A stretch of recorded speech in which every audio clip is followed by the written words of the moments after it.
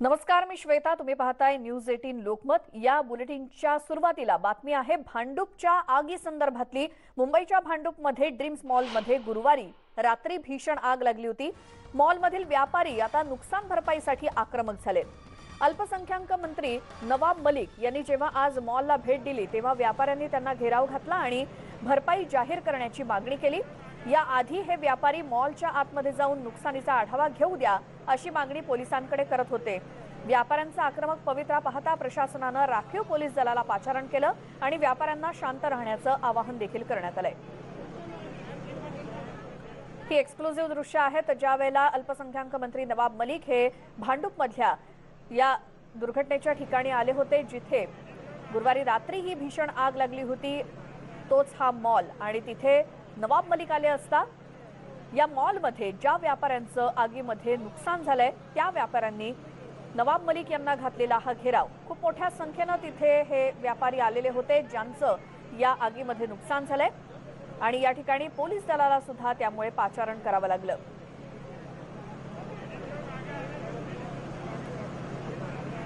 इतकी मोठी गर्दी त्यावेळी झाली होती कारण या आगीमध्ये ज्यांचं नुकसान झालंय त्यांनी आता मदत मागायला सुरुवात केली आहे किंवा दाद मागायला सुरुवात केली. या संदर्भातली माहिती घेऊयात.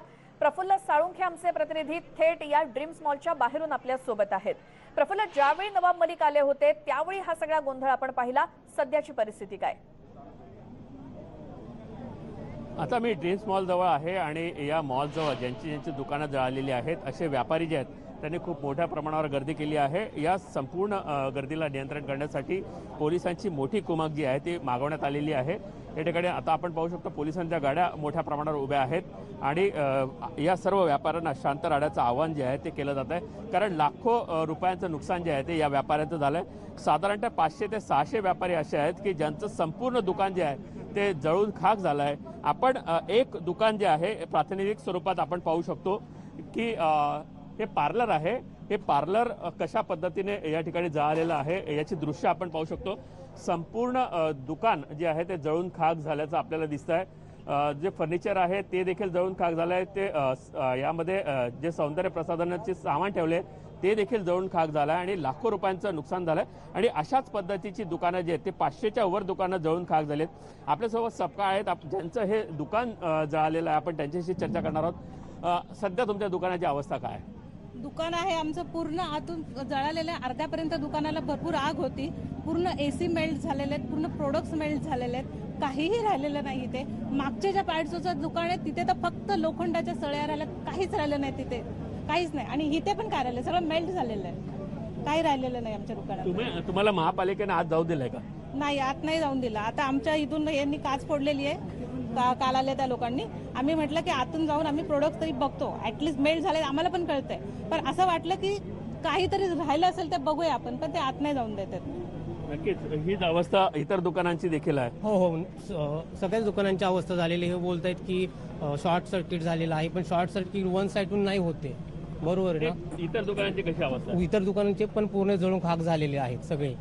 असं आपण पाहतोय की कशा पद्धतीने ही संपूर्ण दुकानं जळून खाक झालेली आहे. वास्तविक आमची कुठलीही चुकी नसताना ही संपूर्ण आगीमध्ये दुकानं भक्षस्थानी गेलेत आणि यांची काहीतरी नुकसान भरपाई जी आहे ती या मिळावी अशी मागणी जी आहे ती या दुकानदारांनी केलेली आहे. आणि त्याच पद्धतीनं आता थोड्या वेळापूर्वी नवाब मलिक याचा देखील त्यांनी घेराव केलेला होता. बिलकुल प्रफुल्ल, धन्यवाद दिलेल्या माहितीसाठी. तर व्यापारी आक्रमक झालेत कारण त्यांना त्यांची नुकसान भरपाई हवी आहे आणि अशाच काही संतप्त व्यापाऱ्यांशी काही वेळापूर्वी बातचीत केली होती आमचे प्रतिनिधी प्रफुल्ल साळुंखे यांनी. पाहूयात. ड्रीम मॉलमध्ये काल लागलेल्या आगीमध्ये अनेक दुकानदारांची दुकानं जी आहेत ती जळालेली आहे. अक्षरशः करोडो रुपयांचं नुकसान जे आहे ते या सर्व शॉपकीपर्सचं झालंय. जवळपास 500 दुकानं जी आहेत की एका रांगेत जळालेली आहे आणि प्रत्येक दुकानांमध्ये कमीत कमी 30 ते 40 लाखांचा माल जो आहे ते या संपूर्ण दुकानात भरलेला होता आणि ती संपूर्ण दुकानं जळून गेलेत. अक्षरशः रडकुंडीला हे सर्व दुकानदार जे आहेत ते आलेले आहेत. आपण काही दुकानदारांशी बोलणार आहोत की नक्की काय नुकसान झालेलं आहे. इस वक्त तो हमारा सब कुछ ही खत्म हो गया, कुछ बचा ही नहीं। पर हम क्या करें, हमें कुछ तो सपोर्ट करो, कैसा करें। मेरा 3 दुकान है उधर, युवा युगल, इसका पतंजलि है, इसका अलग एक दुकान है। लेकिन सब दुकान वालों का क्या, उसका जो माल था, हमारा अभी होली आने वाला था, हर आदमी थोड़ा तैयारी करता है कि माल डालेगा, कुछ बिकेगा तो हम लोग कुछ करेंगे। ना आज हमारे पास कोविड में किसी ने सपोर्ट किया, ना हमारा कोई आग लगने पे कोई सपोर्ट कर रहा। हमको कुछ तो चाहिए, जस्टिस करो। हम क्या करें बताओ, हमको कोई गाइड करो, कैसे करें, क्या करें। आज हम लोग मर जाते तो अच्छा था, मरने के लिए भी हमारे पास कुछ नहीं बचा है। हमारा सब कुछ जल गया, लाखों रुपए का नुकसान हो गया। 40 लाख का एक दुकान में माल है, तो कैसा कोई क्या करे बताओ, कैसे करे। ये सब हमारे शॉप ओनर्स का नाम है, हम सब लोग परेशान है। हम लोग के लिए कुछ सोचो। नहीं, हमें अंदर जाने नहीं मिल रहा है। हमें पता भी नहीं क्या हुआ है अंदर। हमारा स्टॉक कुछ भी बचा हो, कुछ तो मिले हमें। हमारा कैश था, हमारी इतने सारी चीजें थी वहाँ पे। ऑलमोस्ट 50 लाख का स्टॉक था मेरा वहाँ पे। अभी हमें पता भी नहीं उसमें से कुछ तो रहे मेरे लिए। कैश था, तिजोरी थी, सब कुछ था, बट अब पता नहीं वहाँ पे क्या हो गया है। अंदर कोई जाने नहीं दे रहा है, क्या हो। और साथ में सिर्फ हॉस्पिटल्स को इतना ही वैल्यू दे रहा है। हमारा क्या 500 स्टोर्स है जिसके लॉसेस हुए हैं, किसी को पता नहीं क्या हुआ है। सब बाहर खड़े हैं, कोई कुछ बोल भी नहीं पा रहा है। क्या करे, सबकी लाइफ छीन गई है। एक नया कॉन्सेप्ट बता रहे हैं। आग कभी लगते हैं ना, आग ऊपर की तरफ चलती है। ये पहली बार है आग ऊपर से नीचे की तरफ आई है, और इसकी कॉन्सेप्ट फायर ब्रिगेड वाले भी नहीं बराबर डिफाइन नहीं किया है। ना म्युनिसिपल कॉर्पोरेशन का कोऑर्डिनेशन था, ना फायर कंप्लायंस ऑफिसर का कोऑर्डिनेशन था। हाँ, आपका शॉप मेरा ट्रेनिंग इंस्टीट्यूट है, हमारा स्किल ट्रेनिंग इंस्टीट्यूट है, नेशनल स्किल डेवलपमेंट कॉर्पोरेशन के साथ अफिलिएटेड स्किल ट्रेनिंग इंस्टीट्यूट है। हम ऑफशोर और फायर फाइटिंग इंस्ट्रूमेंट्स में ट्रेनिंग देते हैं, और हमारी स्टूडेंट्स की क्या हाल होगी। आपका कोई गलती नहीं था, तभी भी ये पूरा आग में आपका दुकान गया है। कुछ नुकसान भरपाई की कोई गुंजाइश की है? अभी तक तो किसने कुछ बोला ही नहीं है। मैं रुका हूँ कि कोई आए, कुछ बोले, कुछ हम लोग को सपोर्ट करे, कि बोले कि इतना आपका कितना ये नुकसान हुआ है, कुछ कोई बोले। But till now I can see that कुछ भी नहीं हो रहा है। ये मिला गया, ये चौथी पांचवी बार है। इसके पहले पार्किंग में ब्लास्ट हुआ, इसके पहले भी, और हमेशा यही हुआ है कि हमने हमेशा देखा कि आग लगती है तो दिन में भी लगती ना, यहाँ रात को आग क्यों लगती? तो हमारा हक हमको मिलना चाहिए। या सर्व लोकांचं म्हणणं आहे की आमचं नुकसान जे झालेलं आहे ते निदान आम्हाला पाहू द्या, किंवा महापालिकेने आमच्या दुकानाची काय नुकसान भरपाई, कारण ही आग जी आहे ती कोणाच्या निष्काळजीपणामुळे लागलेली आहे, आणि त्याचा भुगतान जे आहे ते या सर्व लोकांना या ठिकाणी भरावा लागत आहे। त्यामुळे ज्यांच्यामुळे हे संपूर्ण नुकसान झालेलं आहे ते नुकसान भरपाई मिळावी अशी मागणी हे सर्व दुकानदार या ठिकाणी करतात। प्रतिनिधी संदीप पवारसह प्रफुल्ल साळुंखे, न्यूज 18 लोकमत, मुंबई। तर व्यापाऱ्यांच्या या मागणीवरती नवाब मलिक यांनी काय प्रतिक्रिया दिली आहे तीही ऐकूयात। ड्रीम मॉलमध्ये जे नुकसान झालं आहे ते अतोनात नुकसान आपल्याला पाहायला मिळतं आहे, कारण 500च्या वर व्यापारी जे आहेत त्यांचं संपूर्ण दुकानं जे आहेत ते या आगीमध्ये जळून खाक झालेत, आणि खरोखर संपूर्ण दुकानदार व्यापारी असतील ते संतप्त देखील झालेत, कारण अजूनही मॉलमध्ये त्यांना जाता येऊ दिलं जात नाही आहे। तर कुठेतरी सरकारनं थोडी का असेना मदत करावी अशी मागणी त्यांच्याकडनं होते। आपल्यासोबत नवाब मलिक आहेत, आपण त्यांना देखील विचारूया।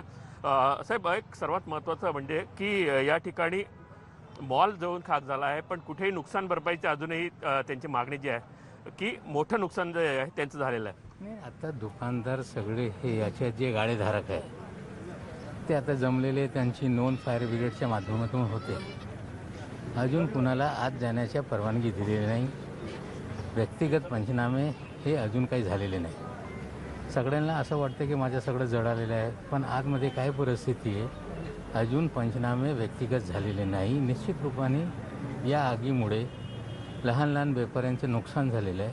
हे पंचनामा झाल्यानंतर हे सगळे आता मी आमच्या कार्यकर्त्यांना सांगितलं आहे की निवेदनं तयार करा, निश्चित रूपाने मुख्यमंत्र्यांना भेटून या निवेदनावर या गाळेधारकांना किंवा ज्यांचं नुकसान झालेलं आहे पंचनामा आल्यानंतर काय भूमिका घ्यायची, कशी मदत करायची, आम्ही निश्चित रूपाने मुख्यमंत्र्यांशी बोलू।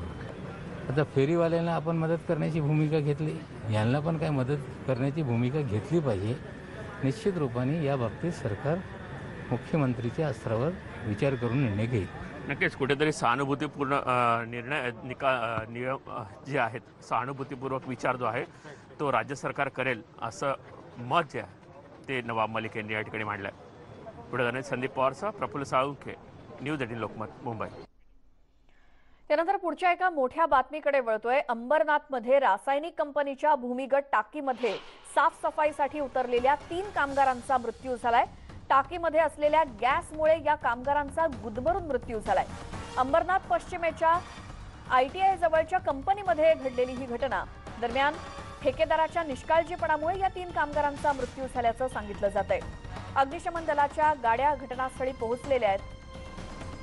अंबरनाथमध्ये 3 कामगारांचा मृत्यू झालाय. केमिकल कंपनीमध्ये टाकी साफ करताना गुदमरून झालेला हा मृत्यू. या संदर्भातली माहिती घेऊयात. गणेश गायकवाड आमचे प्रतिनिधी आहेत आपल्यासोबत फोन लाईन वरती. गणेश, कधीची ही घटना आहे? प्राची, सकाळी 8:30च्या सुमारास घडलेली ही घटना आहे. इंडस्ट्रियल ईस्टर केमिकल कंपनी, जी अंबरनाथ ITI ला लागून असलेली ही केमिकल कंपनी आहे. गेल्या 2 वर्षापासून ही केमिकल कंपनी बंद असल्याची माहिती मिळते. मात्र या ठिकाणी गेल्या काही दिवसांपासून टाकीच्या सफाईचं काम सुरू होतं. मात्र जेव्हा 5 कामगार या टाकीच्या भूमिगत टाक्या आहेत यांच्या सफाई करण्यासाठी उतरले होते, मात्र त्याच्यामध्ये मोठ्या प्रमाणात ऑइल होतं आणि या ऑइलमध्ये लिकेज झालं आणि त्याच्यामुळे गुदमरून यातील 3 कामगारांचा मृत्यू झाला, तर 2 कामगारांना बाहेर पडण्यामध्ये यश आलं. यानंतर अग्निशमन दलाला जवळजवळ 3 तासानंतर या कंपनीच्या कामगारांनी माहिती दिली की असा प्रकार घडलाय. कारण 3 तासापासून हे जे कामगार होते त्या 3 कामगारांना बाहेर काढण्याचा प्रयत्न करत होते, मात्र त्यांना अपयश आलं आणि त्यानंतर त्यांनी अग्निशमन दलाला 3 तासानंतर याची माहिती दिली. सध्या घटनास्थळी पोलीस प्रशासन आणि अग्निशमन दलाचे अधिकारी आहेत. 3 कामगारांचे मृतदेह ताब्यात घेऊन ते आता शवविच्छेदनासाठी मध्यवर्ती रुग्णालयात पाठवण्यात आलाय. मात्र ठेकेदाराचा निष्काळजीपणा इथं दिसून येत आहे, कारण सुरक्षेची कोणतीही साधने या कामगारांना पुरवण्यात आली नव्हती आणि त्याच प्रकारे आता पुढील कारवाई अंबरनाथ पोलीस स्थानक किंवा अंबरनाथ पोलीस करणार आहेत. धन्यवाद गणेश, तुम्ही दिलेल्या माहितीसाठी. अंबरनाथमध्ये केमिकल कंपनीत गटारामध्ये उतरून तिथे विषारी वायूमुळे गुदमरून 3 कामगारांचा झालेला मृत्यू. आणि यानंतर पुढची बातमी पाहतोय. बाजार समित्यांमध्ये लाल कांद्याची बंपर आवक झाली आणि लासलगाव बाजार समितीमध्ये तब्बल 32,000 क्विंटल कांद्याची आवक झाली. आवक वाढल्यामुळे भावामध्ये सुद्धा मोठी घसरण होऊन कांदा अक्षरशः 4 ते 9 रुपये प्रति किलो दरावरती आलाय. लॉकडाऊन लागण्याच्या भीतीपोटी शेतकरी आता साठवून ठेवलेला कांदा विकू लागलेत आणि त्यामुळेच बाजार समितीत कांद्याची प्रचंड आवक झाली आहे. लासलगावच्या APMC मध्ये मोठ्या प्रमाणात कांद्याची झालेली आवक, 32,000 क्विंटल कांद्याची आवक झाली आहे. कारण लॉकडाऊन होईल या भीतीनं साठवून ठेवलेला कांदा हा व्यापाऱ्यांनी APMC मध्ये आणलेला आहे आणि त्यामुळे कांद्याचे भाव पूर्णपणे गडगडले. 4 ते 9 रुपये प्रति किलो असा भाव सध्या लासलगावात कांद्याला मिळतोय. थेट जाऊयात, आमचे प्रतिनिधी बब्बू शेख आहेत फोन लाईन वरती. बब्बू, काय परिस्थिती आहे आजची या लासलगावातली? कारण कांद्याचे भाव, व्यापाऱ्यांचं काय म्हणणं आहे आणि कशामुळे? श्वेता, फक्त लासलगावच नाही तर नाशिक जिल्ह्यातील जवळपास बहुतांश बाजार समित्यांमध्ये आज भाव गडगडलेले आहे. मनमाडचा विचार केला तर इथे प्रति किलो 8 रुपये कांदा विकला जात आहे आणि लासलगाव असो, चांदवड असो, अनेक भागात जे बाजार समित्या सुरू आहे तिथे कांद्याचे भाव मोठ्या प्रमाणात गडगडले आहे. कारण आवक मोठ्या प्रमाणात सुरू झालेली आहे. उन्हाळा कांदा आणि लाल कांदा दोन्ही कांद्याची आवक वाढलेली आहे.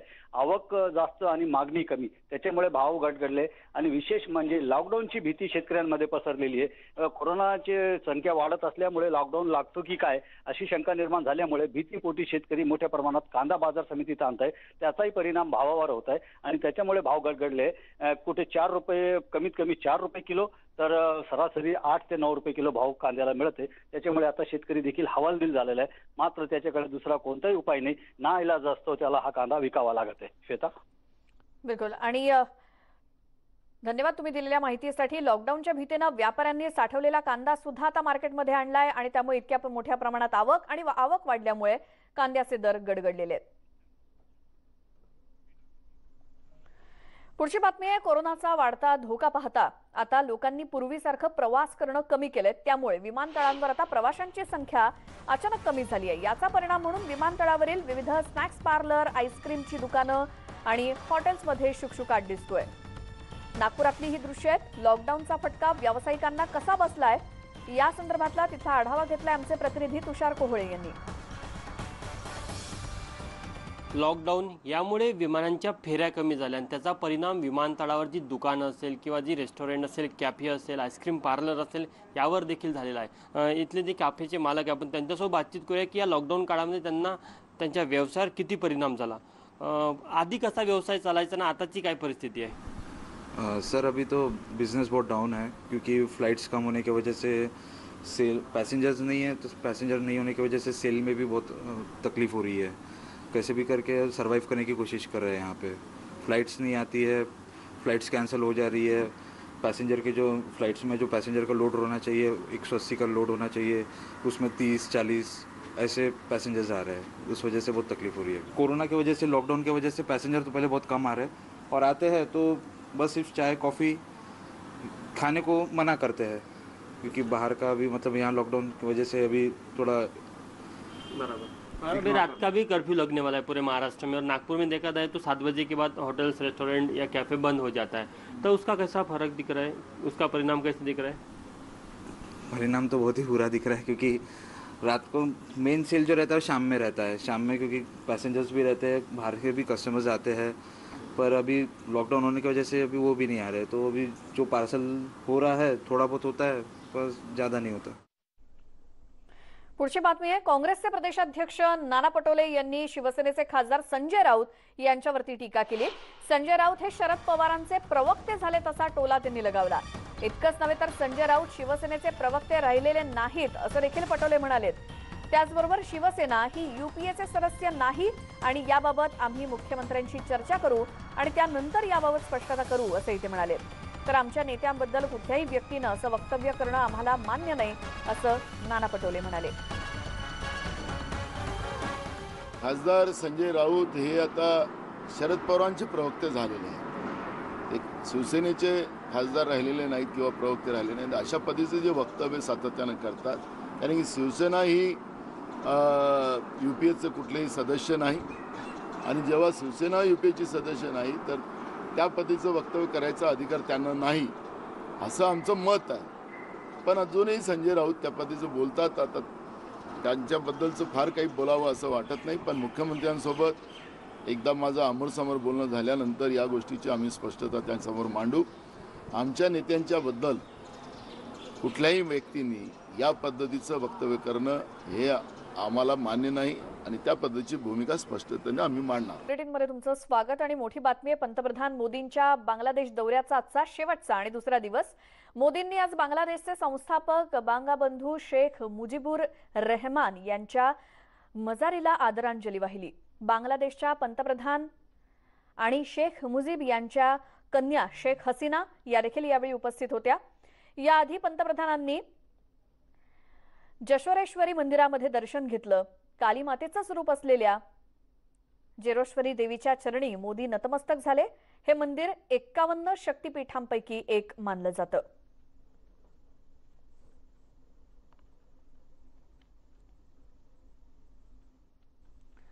पंतप्रधान मोदींच्या बांग्लादेश दौऱ्यातला यहाँ कुछ महानुभावों से बात हो रही थी तो उन्होंने कहा, किसने सोचा था कि भारत का प्रधानमंत्री कभी ओराकांदी आएगा। मैं आज वैसा ही महसूस कर रहा हूं जो भारत में रहने वाले महात्मा संप्रदाय के मेरे हजारों लाखों भाई बहन ओराकांदी आकर जो महसूस करते हैं, आज मैं भी वही महसूस कर रहा हूं। मैं आज यहां आया तो मैंने उनकी तरफ से भी इस पुण्य भूमि को चरण स्पर्श किया है। या बातमीसोबतच वेळ झाली या बुलेटिनमध्ये इथेच थांबण्याची। मात्र न्यूज 18 लोकमतच्या प्रेक्षकांना वारंवार आम्ही आवाहन करतोय की संपूर्ण राज्यभरात कोरोना रुग्णसंख्या झपाट्याने वाढते, त्यामुळे मास्क घाला आणि सुरक्षित राहा। या बुलेटिनमध्ये इथेच थांबतोय। पाहत राहा न्यूज 18 लोकमत।